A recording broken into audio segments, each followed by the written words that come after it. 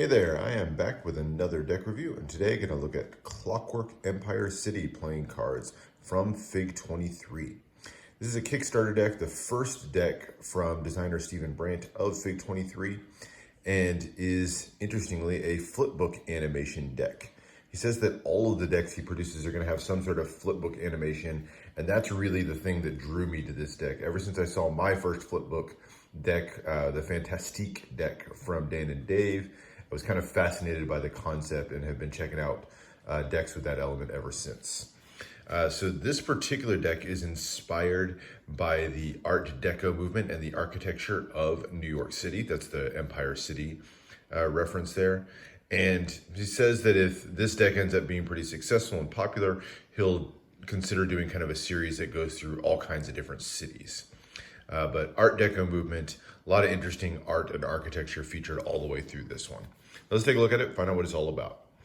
First off, tuck case. Pretty standard glossy finish tuck case without any embossing or foiling or anything.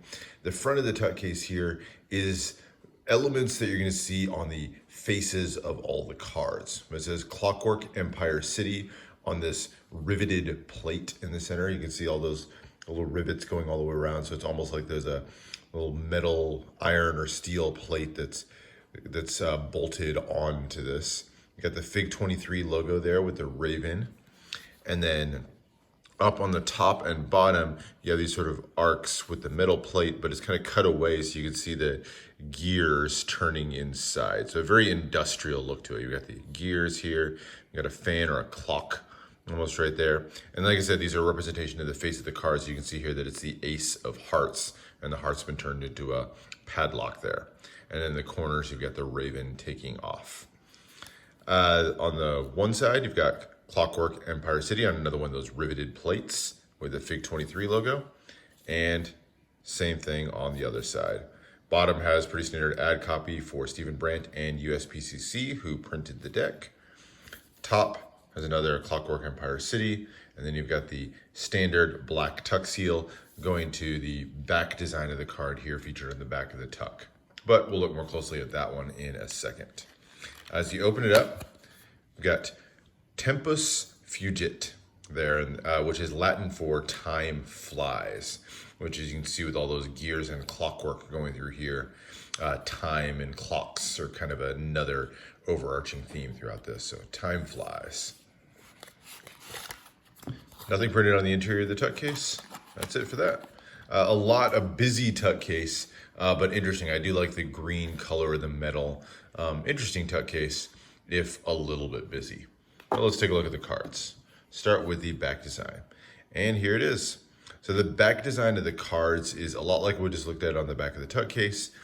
Features a lot of gears and clockwork and just metal going all the way through. That's that architectural inspiration. So it's this large green metal plate that's riveted down in a whole bunch of different spots. And then there's cutaways all throughout that reveal all the design elements underneath. A lot of gears, interlocking gears going all the way through there. You got the fan in one side, and then you've got this sort of swirling red checkerboard pattern going both in the corners and then large in the center as well.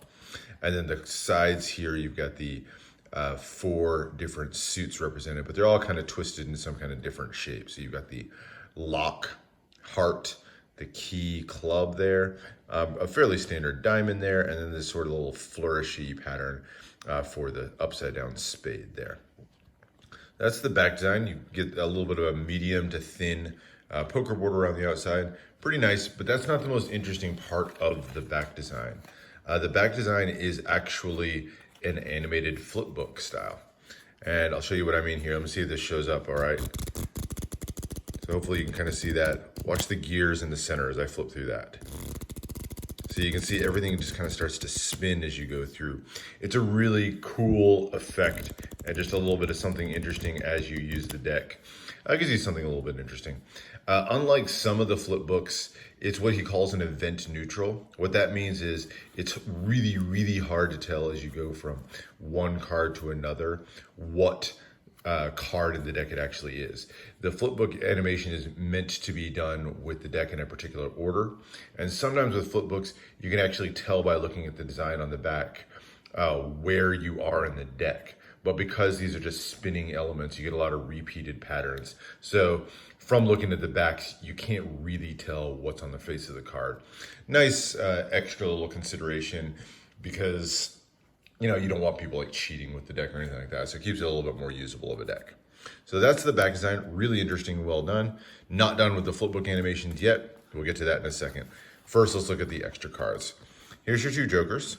Both say Joker, Joker in the corners with the K in red. And then you have identical designs in the center that are just, again, that riveted metal, Joker 2019, and then the Fig 23 trademark. Interestingly, when the deck was first put together, the actual company name was Swabbed Decks. So if you look at our Kickstarter, it's under the company name Swabbed Decks. I think he decided that was a little bit too punny. And so midway through fulfillment, changed the company name to Fig 23, a little bit more elegant and kind of long-term name for him. There are your two jokers. You also get two extra cards, one double backer for magic. And then you get an instruction card, which just tells you how to put the deck in order. It's basically new deck order, but what order to put it in so that you can get to the flipbook animation of the deck.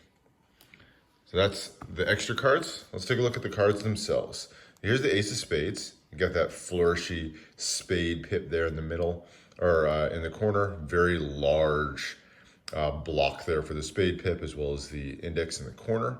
The center features an oversized spade pip going across.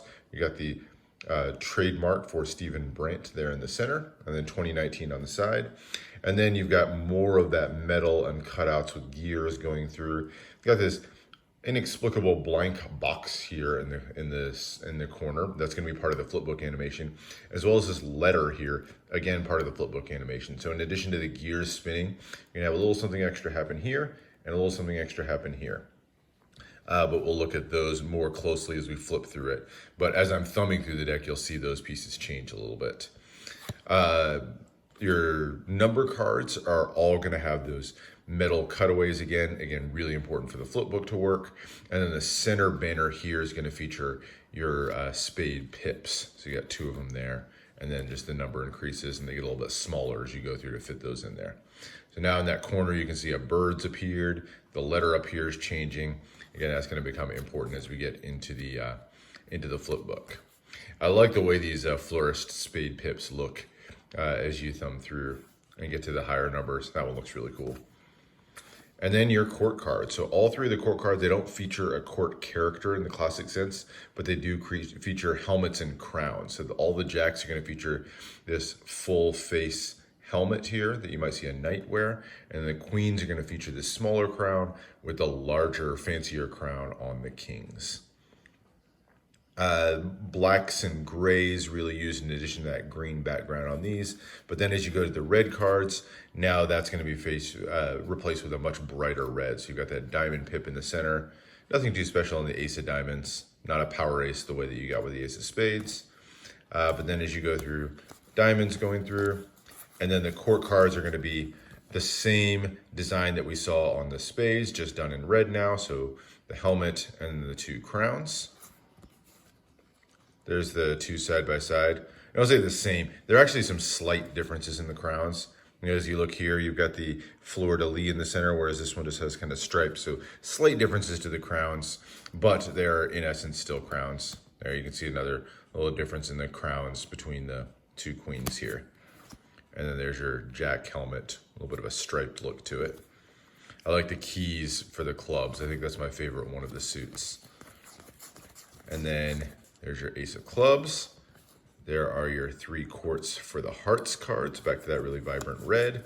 And then down through all those locks going through to the ace of hearts. Now, I promised a quick look at the flipbook element here. A little bit hard to see or to get this on camera, but if you're watching here, you'll see the letters flash through here and you'll see something happen right here as well. So there you go. A little bit to watch here, but okay, we'll start with this one. So over here, first of all, you see the bird fly down, the Fig 23 logo pops up, and then the bird flies away. And then right here, as you look through, you can see all the FUGIT is actually in reverse. Easier to see if you go through this way. So the Tempest Fugit words, kind of the letters spelling Tempest Fugit, flash through, and then you've got the spinning clock gears and all that going on in the background as well.